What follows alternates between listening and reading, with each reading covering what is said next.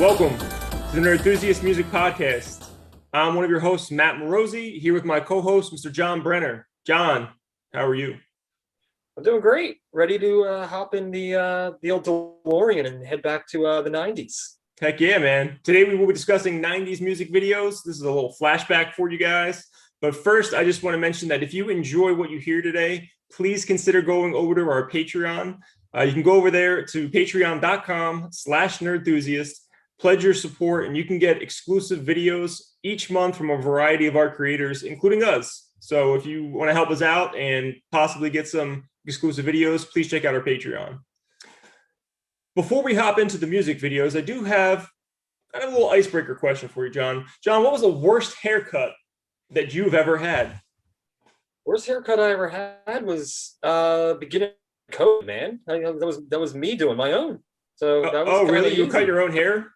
Yeah, I just cut my own hair. Well, I actually got semi-decent at it over COVID. That's awesome. Fortunately for me, I have very little hair left, so I just, I'll just get my wife to shave it off. So that wasn't a problem. What was a problem when I was a child and thought things were cool that weren't, and I had a rat tail for a little while, and that's not something I'm proud of. Little Anakin Skywalker over here with the Anakin rat tail. See, now when you put it that way, to me, it sounds a lot cooler than it actually was. What am I getting my Jedi rat tail? Why the hell did they bring those back to that movie? What the hell were they thinking, man? Dude, well, didn't you ever notice, like, George Lucas thinks everything that happened like 40 years ago is hip? That's a good point. And that's just his style. The good part about me having a rat tail is I don't know that there's any pictures that exist from that period of time, thank God, because I would have to burn them all.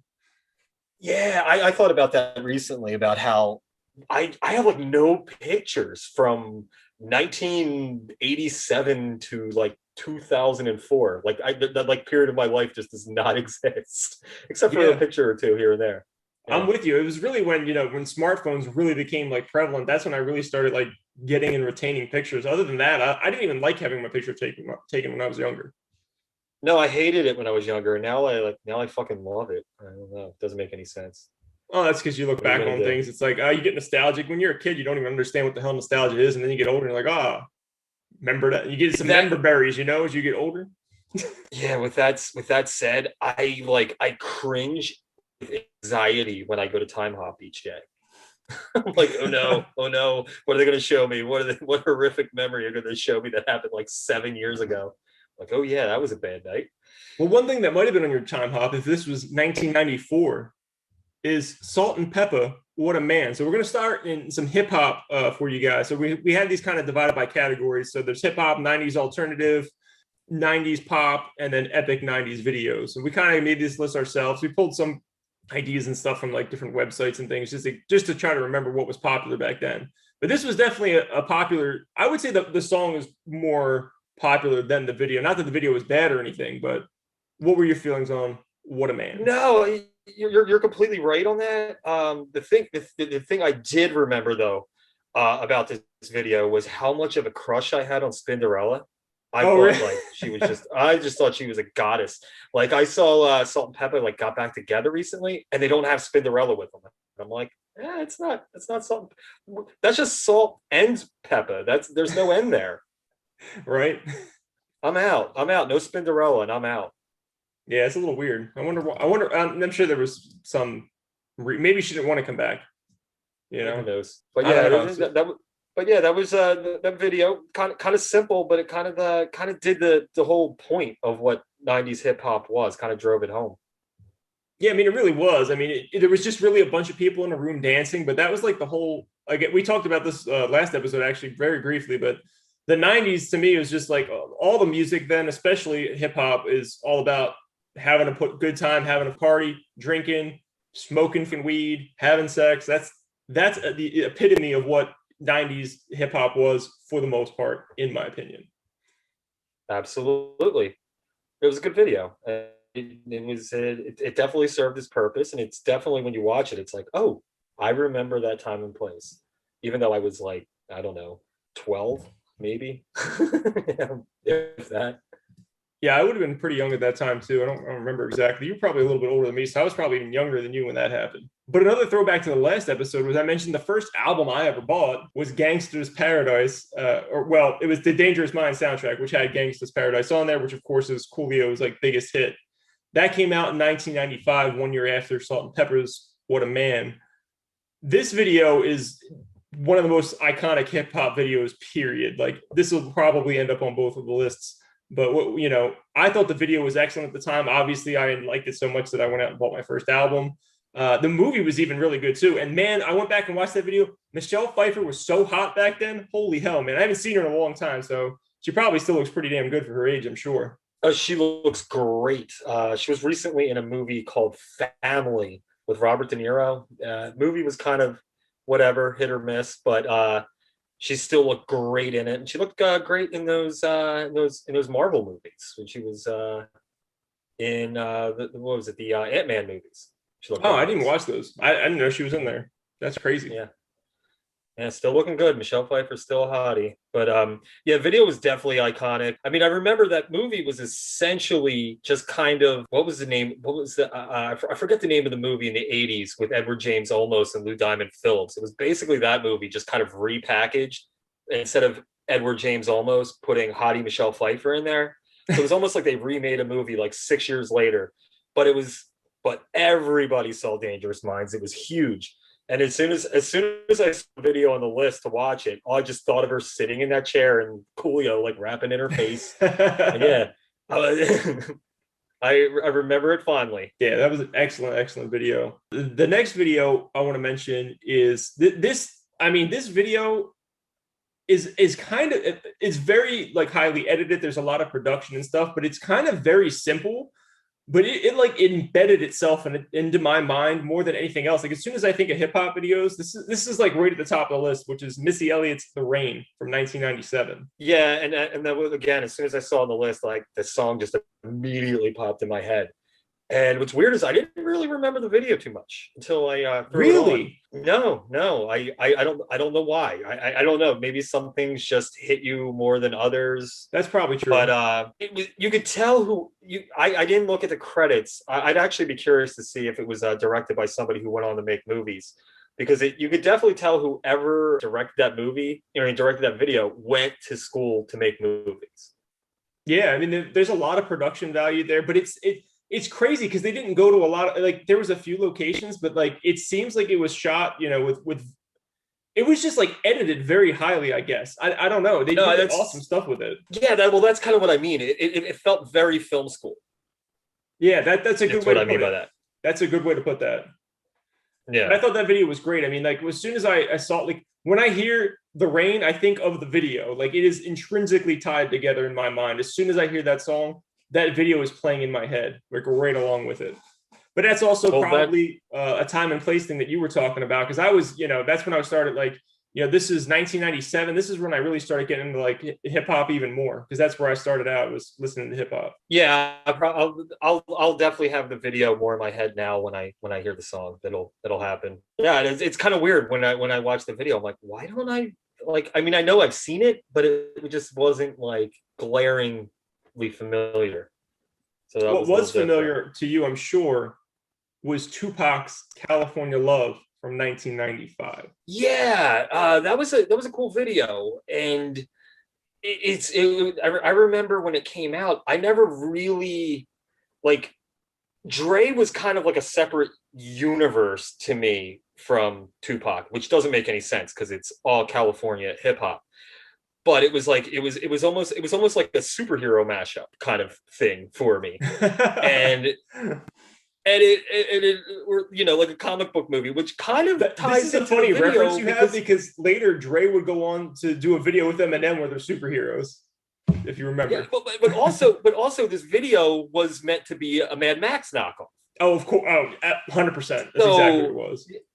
So it kind of makes sense when you have that dynamic, and the song is just a great song.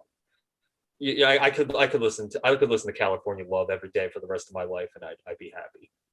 Yeah, Nick, even like the I don't know if it was like a synthesizer they were using, but that kind of that sound, that West Coast sound is just pounding through that song the entire time. Like you could hear it without him singing a single word. Like just hear the music. Like, oh, this is like a 90s West Coast rap song. That's what this is. And Dre was putting auto-tune in his production before auto-tune was a thing. That's how ahead of the game he was. Dude, he's something else, man. I mean, Dr. Dre may be a better producer than he was a rapper. I love his rapping, obviously. He Chronic and Chronic 2001. Absolutely was a better producer than he was a rapper. Here's the thing. I love Dre's rap records. Love them. They're actually amongst my he's probably my favorite rapper. There's a big distinction, and I'll say this a lot on this show, that there's a big distinction between favorite and best. Dre is probably ranked about 740th on list of all-time great rappers. His raps are not good. I'm creeping and I'm creeping and I'm creeping. Like, that's not a good rap. But he's cool as shit. And it sounds mean when he says I'm creeping and I'm creeping. That's Let Me Ride. But the man was a musical genius. And he's probably number 1 or 2 on all-time greatest hip-hop producers. Yeah, without a doubt. I mean, like the time he spent like perfecting the beats to his songs, perfecting like the music, it shows, man. Like his albums, there's like never like you don't even have to look at the skip button on his albums, unless you want to skip over like the skits were like a big thing. If you want to skip over the skits, I kind of understand that. But when there's a song on, it's like the skip button doesn't even exist if it's a Dre song. But I mean, to rewind a little bit, to go to the 80s for a second, if we're just talking Dre and production and rap, you look at NWA Straight Outta Compton, which is considered to be one of, if not the greatest hip hop record of all time. Dre's production on that is insane, but he only raps on one song. They gave him one song to rap on because he's not Cube. He's definitely not Easy. He's not even Ren. Yeah. But when he did his own and he went out and he put out his own records, he was just cool. Yeah, I enjoyed pretty much everything I've ever heard from Dre. But California Love, going back to it real quick, that was Tupac's like biggest hit. Like this song transcended rap music. It was like, even if you just listen to pop music or anything, like this was a song that everybody listened to. Even during the time, which we're going to get into in a second, like with the East Coast and West Coast gangster rap, with the battles going on between them. I mean, even if you were a hardcore East Coast person, you were bumping your goddamn head to this song. I don't care who you were. Yeah, you know what? When that, I think people had preferences. At least not like in my grade school. I didn't have people like taking sides. You had a preference. I guess you could say I was more of the East Coast guy because Wu-Tang was my shit. Oh man, Wu-Tang was something else. Cypress Hill had some great shit. There was a different sound. I always thought of East Coast rap felt like winter, and West Coast rap felt like summer. That's kind of how I did love it. That I'll listen to Wu-Tang. I'll listen to Wu-Tang in the winter. I'll listen to Dre and Cube in the summer. Yeah, man. Wu-Tang, in particular, it was just the East Coast rap to me sounded like more like harsh and like, to me, it just felt like more real. But I'm also from, you and I are both from the East Coast. So I feel like I can understand where they're coming from a little bit more in a lot of their shit. Plus, if you listen closely to a lot of Wu-Tang stuff, they were singing about like Voltron and like a lot of nerdy shit, clearly kung fu movies, of the past and stuff like that. But they sung about a lot of nerdy shit. It's like, man, I get these guys. You know what I mean? I felt like more of a connection to Wu-Tang than I did the West Coast raps. But if you wanted to party, you probably were listening to West Coast music and not East Coast music for the most part. It's funny bringing up Wu-Tang, and there's Wu-Tang, a group of just incredibly skilled rappers, and yet my favorite of the Wu-Tang records of the solo bunch is probably that first ODB record, and ODB was the least talented rapper in that group. Yeah, so, I mean, his voice is very like grating almost. Like, I mean, it's definitely iconic. When he's rapping, there's no question as to who's rapping. It's oh that's him. Like you know his voice immediately. But he was basically the hype man of the outfit. He was the hype man of the outfit, and yet that first ODB record was just banger. Yeah, man. Yeah, I mean, Ghostface Killah's album too was fucking excellent. I don't know if that was his first one or not, but it was before. I think it was maybe a year or two before Wu-Tang Forever came out. At least it's when I bought it, anyways. Speaking of Wu-Tang, though, I went to an interesting show once. It was GZA performing Liquid Swords in its entirety, and he was nice. He was opening for Bad Brains. That was a show. Man, that is interesting. Yeah, crazy. That was a really cool show. Yeah. But the other side of the East Coast was clearly, if we talk about Tupac, we got to talk about Biggie Smalls. I would say he has two really iconic music videos.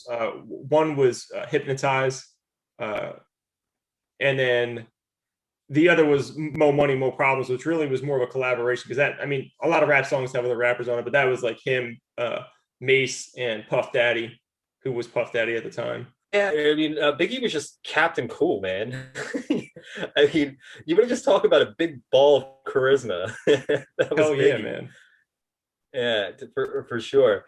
And it's weird though. You bring up Puff Daddy. I can't help think of it. I don't know. It was just really strange for me. Not one of my favorite videos, but that I'll be missing you video that he did for. But I just remember thinking it was the weirdest thing. Just him getting off the ground after that motorcycle. Like we just ride the motorcycle that loses control for no apparent reason, and then he just gets up and starts rapping. For me, that just always cracked me up. Definitely a weird moment for sure. It's like what? Like that's skills, man. I want to go back to the West Coast party scene for a while. Yeah. I don't know if you remember the Fuck with Dre Day video. Yeah, it was. I mean, because that goes back to the party, but I also liked how it was that whole West Coast. That was a interfamilia battle there, where it was Dre feuding with Eazy, and they were going back to the NWA breakup, and they were making fun of how Eazy's rappers that he was collaborating with weren't so hot, and Dre's like, yo, look at this guy I got, and that was Snoop. And Snoop was fucking cool. He's doing the bow wow wow yippee yo yippee yay. And that was kind of the first we saw of Snoop.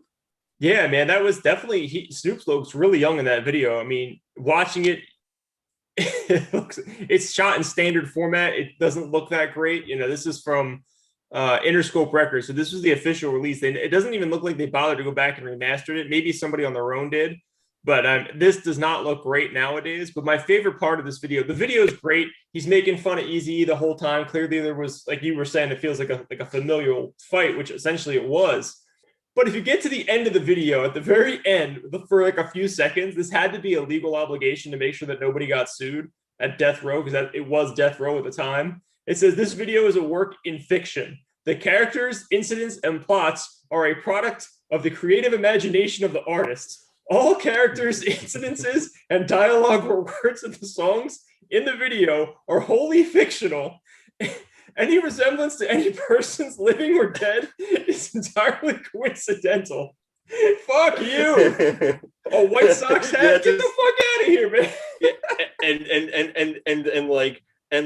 the sneaky white guy who's definitely supposed to be Jerry Heller. Like, it's just like you're talking about the one so white good guy music video, like the one. Oh yeah, the white. Well, no. There's another guy. There's the white guy in the video who's the agent, and then there's the random white guy at the party wearing the fusion hat. Yeah, dude, he sticks out like a sore thumb, man. The white guy, like you say that to anybody from the 90s, and they'll know what they're talking about. You're like, yo, the white guy with the fusion hat in the Dre Day video, and they'll know exactly what you're fucking talking about. Oh shit. Yeah, and 90s hip hop was what was up, man. Yeah, man. I look, I'm gonna try not to be that guy in this show all the time that talks about like how things were better back in the day. But for rap and me, man, I do not understand anything that's new from hip hop. They got like trap music and stuff now. I don't connect with that. I don't understand it. Like, can somebody just get up and just start singing about partying and have a good time? We just got out of COVID. Can we get a resurgence of this great fucking music, please? someone. I remember being really into fucking Kanye when he came out. And then like 3 records in, he lost me. I never got into Kanye. I've actually seen Kanye live, but I didn't care about him then, so I wasn't really paying that much attention to him. Like I had just never clicked with me. College Dropout came out, and I was just like, that was my record. Me and old friend of ours, Brett McLaughlin, we used to listen to that shit constantly when I was living on your couch. Yeah, man, Brett loved old school hip hop for sure, and obviously this is now as old school it wasn't at the time, but I do remember him liking Kanye quite a bit. Yeah. So another thing about 90s MTV in particular was just how they had great blocks of programming, like original shows that were themed around, either specific music or even like TV shows that they had. It was an interesting time. Do you remember the shows that you watched on MTV, I mean, Matt? 100%. So I mean, there's a few different ones. Obviously, the biggest one for me personally was Beavis and Butthead. I mean, that's when I first started like watching and found out about different artists and things like that. The first time I saw Guar was through Beavis and Butthead, and they were just rocking the hell out. I was like, what is happening? What is this? Later, I would go on to be my first concert, but yeah, man, Beavis and Butthead. Watching a lot of those videos, some of them sucked. Specifically, in my memory, there was some of you guys might remember there was a video called Plant Man, and I don't know how they chose this video. I don't know how it came up. This was like not a great song. Clearly, it wasn't a great video, and I don't even know how they chose it. Like, I don't even know that they made fun of it. I think they just like sat there in silence most of the time and watched this terrible video. But that song I've never forgotten because of that. Well, that's the thing with Beavis and Butthead. There was 2 kinds of videos that you would want. Either the great video that turns you on to a band, like I got into Dinosaur Jr. through Beavis and Butthead. It was like, wow, what is this? I bought the record the next day. But then you had these just really bad videos. Like one I was thinking of was the Grim Reaper See You in Hell video. Now, mind you, the riff is killer, man. That riff is awesome. But man, this band was like, if you just thought of stereotypical bad 80s metal band, that was them, but except it was like 1992. And there's Beavis and Butthead watching this video and just ripping on this poor singer, saying that he deserves a blue ribbon in the pig contest at the county fair. And yet it was just the funniest thing I had ever seen at that point in my life. And that song was one that we would play at band practice constantly because we all just remembered watching the video of Beavis and Butthead, and we had Napster in 1999 and could download Grim Reaper's See You in Hell. This is a quick side note. One of my favorite things from that show, as we're talking about like making fun of things, I love that fucking the kid down the street, Stuart, who like they like make fun of and shit all the time, wears a fucking Winger t-shirt. Like that is so awesome. I'll never forget that either. This is on topic but off topic. I remember when I was in 6th grade, my best friend had his appendix taken out, and he was in the hospital for a few days. And there was this kid, his roommate, oh god, he was definitely the smelly kid in school. And I hate making fun of the smelly kid, because you know what, you almost wanted to grab the smelly kid and give him a shower and make him cool and have him hang out with you. That's what everybody should do to the smelly kid. But my friend's brother goes, "Did you see Kevin's roommates is Stuart from Beavis and Butthead?" It's the funniest. That's good. Awesome. I like that meme that pops up from time to time with a picture of Eddie Trunk, and it says Stuart grew up. Yeah, Beavis and Butthead was definitely a very big part of my childhood. Now here's a quick sidebar. Do you remember the show that Beavis and Butthead was actually a spinoff of? No. It came from another show on MTV called Liquid Television. Oh, I know what Liquid Television is. I've recently listened about this on another podcast. It was all animation based, and it was like really out there shit. Like shit that would like basically those people, a lot of those, maybe not the exact people, but a lot of those like concepts of making very different cartoons eventually Nickelodeon started going down that path, and they would make some weird shit on Nickelodeon, which is not necessarily a derivative from this, but it's kind of similar. No, definitely. I'm pretty sure. I'm not. Don't chalk this up. I know there's going to be people listening. They're going to go like hit me up on Twitter. But I feel like Ren and Stimpy might have had something on Liquid Television. They might have, because it was really it was really different at the time. There was I would say there's nothing like that, but those weird 90s cartoons from Nickelodeon kind of felt like similar vibes to that. And they also had a show on a segment on there called Eon Flux, which they made into a feature length with Charlize Theron, which was terrible. But I remember being really excited about that because I loved it on Liquid Television. So I just wanted to bring up Liquid Television because Beavis and Butthead did come from that. That's where it originally debuted. One of my favorite things too, watching MTV in general, was hearing that little noise and then seeing my good friend Kurt Loder show up with an MTV news break. I can still hear that shit in my head. I'll see right now. I just saw the little typewriter, and there was our Walter Cronkite, Kurt Loder, here to give us the big news of the day. He was here to tell us that the Lollapalooza Festival was kicking off in Cincinnati this weekend. Yeah, he was there. He was there for it. I remember Kurt Loder, John Norris, Tabitha Soren. They were our news anchors.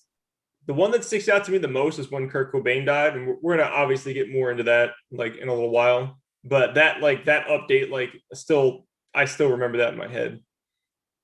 When that happened, I wasn't watching TV. I was actually on the way to a track meet, and we were listening to a classic rock station in my mom's car, and actually I remember the song it was playing. It was Light My Fire by The Doors, and it just stopped.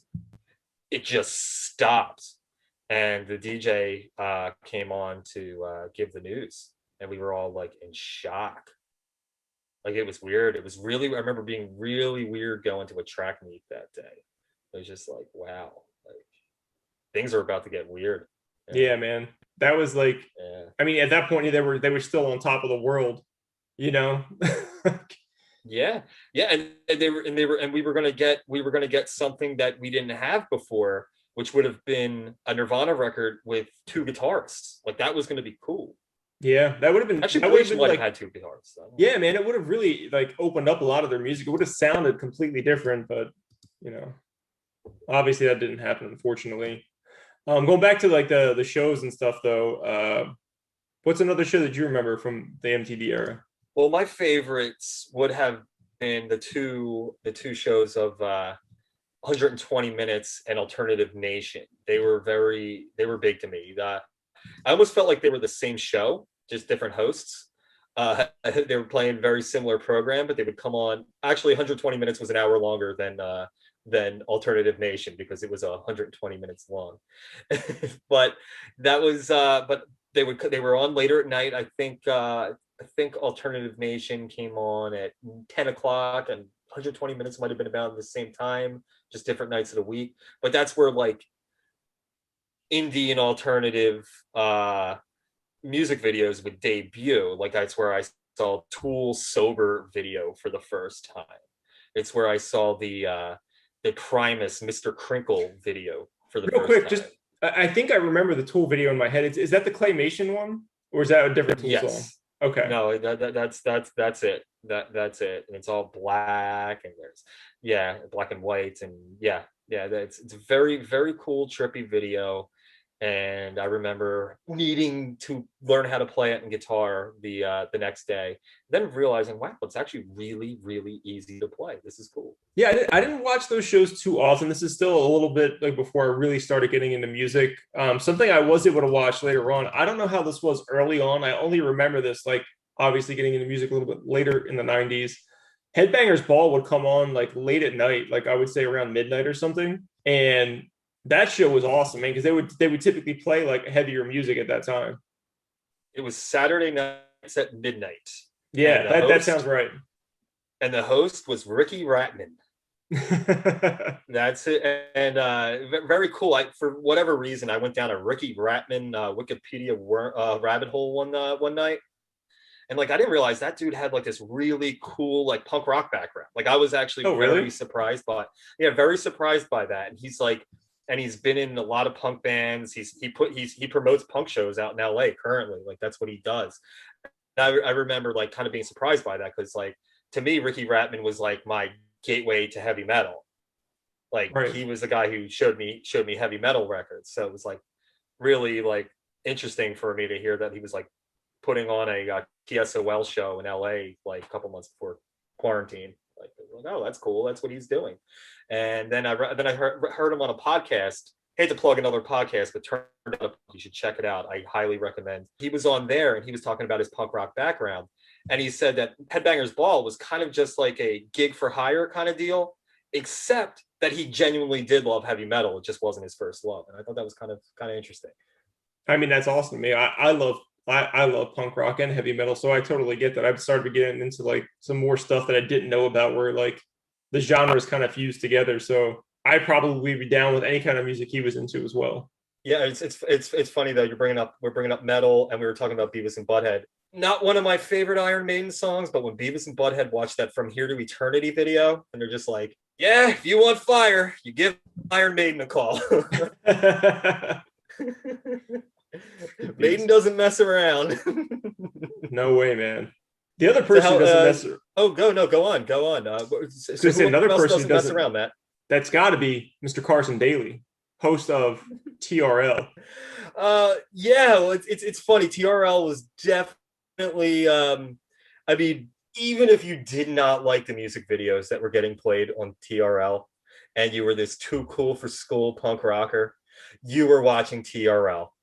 It was on TV when you got home from school and you were putting it on. Yeah, it came on like 4 o'clock or something, like 4 in the afternoon. Came on right around the time I'd get home from school, and I was putting it on. And usually I was just like, look how stupid this shit is. But then I'm like, I actually kind of like this song. I mean, yeah, that would happen a lot. Like that was the first time I think I heard, maybe I heard Korn on like the radio or something like that. But I distinctly remember that era, like Korn and what's his name, the other dude with the red hat. Fred Durst is in it. I don't remember the name. Limp Bizkit. Limp Bizkit, sure. I saw them a couple of years ago, and I can't even remember the name of it. Dude, funny Limp Bizkit story. I remember when they played at the Warped Tour, like right before they blew up, and like everybody was just kind of making fun of them. Like, this band is awful, not knowing that they were going to go on and sell like 2 billion copies of like their next record. Oh yeah. And they were sharing a merch booth with Social Distortion, because like Social Distortion was just nice enough to let them use their merch booth. Like they couldn't even afford a merch booth. Jesus. They couldn't even afford people to. And interesting side note on that, because Warped Tour was very mid-90s, so I don't feel like this is too off topic, but I remember I bought a Social Distortion t-shirt and 2 Lucy's. That is correct. Social Distortion was selling loose Marlboros. That's freaking awesome. I would have bought one too. If I was smoking then, I probably would have been if it was that time. But it's funny that talking about TRL, Carson Daly on the set of TRL made a cameo in one of my top 10 favorite movies, which is Josie and the Pussycats. I've never watched that. I heard it was very good. I've seen it no less than 1,000 times. Oh my God. I'll probably watch it tonight. It's on HBO Max. It always is. And then whenever I can't find anything to put on, I just go, you know what, I'm going to put on Josie again. And not only is the movie awesome, the record, the soundtrack is just incredible. It's all original music by the girl from Letters to Cleo, and it's produced by Babyface. So it's like this pop punk with great female vocals and produced by Babyface. Kind of wild. I just have to throw that out there. That the Josie and the Pussycat soundtrack is one of my all-time favorite records. Yeah, I will say this though about Limp Bizkit. When I saw them live, I was not like they got added to this bill, so they weren't even supposed to play. I found out maybe like a month before they just got thrown into the show. And I was like, whatever, man, I'll watch Limp Bizkit. Dude, they put on a fucking show, and I could not believe that crowd was probably more into Limp Bizkit than just about anybody else that played that day. Like even the headliner, like it was unbelievable how well that they played and how well the crowd responded. It was something else. No, what's funny is I've talked about my the record store I worked at. I found out through another podcast, one of my old coworkers, that he would closetly listen to Limp Bizkit and would not tell any of us. And I just remember laughing when he was telling this story, because I'm like, oh yeah, we would have crucified him. That would have been it. It would have been over. Oh man. Yeah, I mean, I like some of their songs. They're not my favorite band, but I definitely like some of their songs for sure. What are your TRL memories there, bud? I mean, mine is like, all right. So off the top of my head is like I've already mentioned like Korn and Limp Bizkit, but this would have been the time that I really got into Marilyn Manson. He had that one song that was huge. I was off of Mechanical Animals, and I couldn't even tell you what the name of the huge song was. They played it a lot, and I wasn't even that crazy about it. But if you listen to that record, I think it was probably his best record that he's ever made. Other people would argue that his earlier stuff was better, which I understand. That whole thing like got me into Manson. So that was fucking awesome. Then the other two things I would say were probably like, I mean, the biggest thing was probably like the pop songs, which we're going to get into shortly, like Britney Spears, Christina Aguilera. I clearly remember all of that very vividly, being that young and seeing those girls. That stood out in my mind, like, you know, like a sore thumb. So I definitely remember that. Those would be like the bigger things that I can remember from that time. And then eventually you got into like, this is going on a different tangent, but getting into the 2000s, constantly seeing the goddamn boy bands on there all the time was quite annoying. I was so sick of seeing NSYNC, the Backstreet Boys, 98 Degrees constantly be on that show that eventually I stopped watching it, clearly, because it just turned into like a pop station towards the end of things.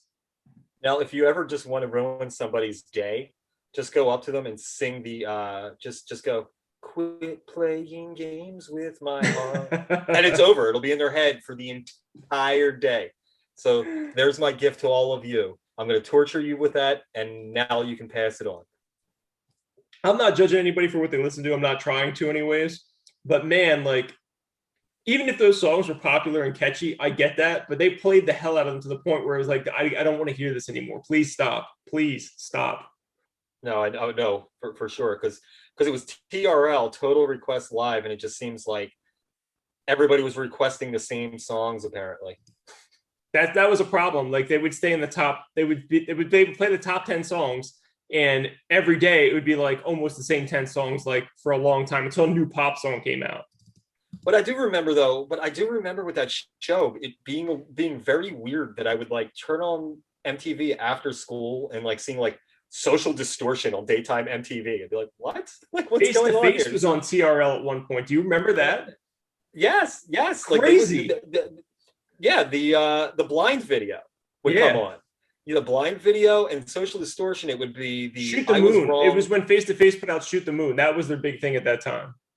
I remember the Blind video when I was a freshman in high school, seeing that on TRL. I remember seeing that when the self-titled record came out. And around that time, MTV was really pushing Social Distortion. I Was Wrong and When the Angels Sing, which was weird to me, because I'm like, wow, Social Distortion's getting like mainstream, like daytime MTV pop here, and it's kind of strange. Yeah, I mean, it's cool that they did try to cover some of that music, but like what you were saying earlier with TRL, eventually it just got killed by pop music, and the same shit constantly got played on there, and then people stopped watching it.